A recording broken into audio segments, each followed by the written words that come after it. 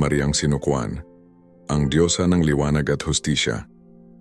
Sa paanan ng bundok arayat naninirahan si Mariang Sinukuan, isang diwata na kasing ganda ng buwan at kasing tapang ng araw.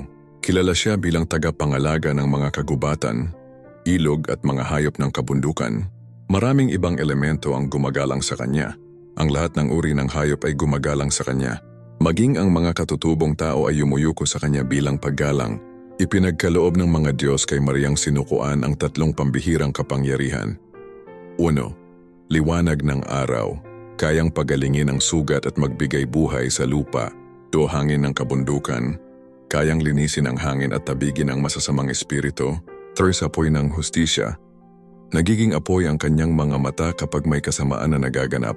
Isang araw dumating ang mga dayong sakim na nais sirain ang kagubatan ng arayat upang kunin ang yaman ng bundok.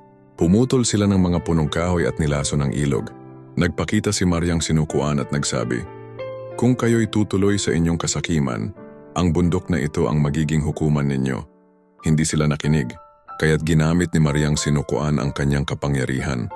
Ang ilog ay bumaha, ang hangin ay lumakas, at ang lupa'y bumuka hanggang nalunod ang mga sakim sa sariling kasamaan.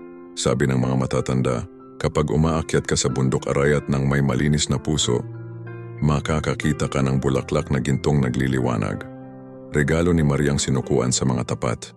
Ngunit kapag aakyat ka ron na may kasakiman, maliligaw ka at hindi na makakababa. Aral, ang yaman ng kalikasan ay para sa lahat, hindi para sa iilan. Ang kasakiman ay nagdadala ng kapahamakan, ngunit ang dalisay na puso ay ginagantimpalaan.